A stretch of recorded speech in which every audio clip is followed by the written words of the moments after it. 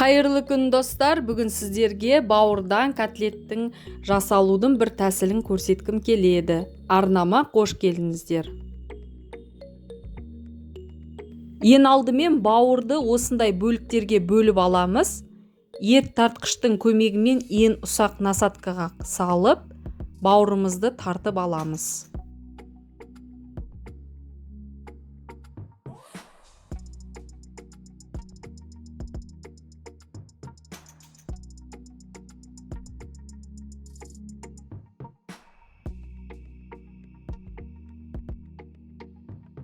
Бауырымызды өткізіп болғаннан кейін артынан бір үлкен жуаны немесе екі жуа қоссаңыздар болады, ет тартқыштан өткізіп аламыз.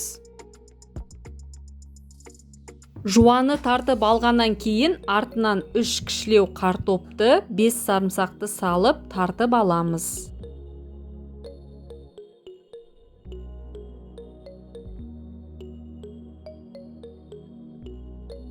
Енді осы қоспаның үстіне 3 ас қасық манка жармасын, татымына қарай тұз, қара бұрыш, сухари, 1 жұмыртқа, сүт қосып, жақсылап араластырып аламыз.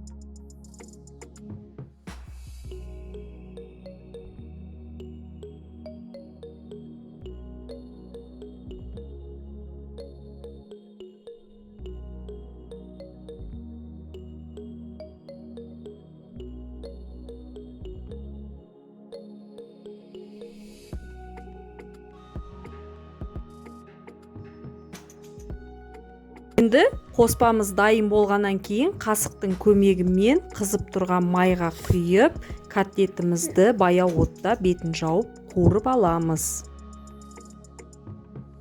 Егер сіздерге видеом ұнап жатса, астына лайк басып, пікір қалдырып, арнама тіркелуді ұмытпаңыздар.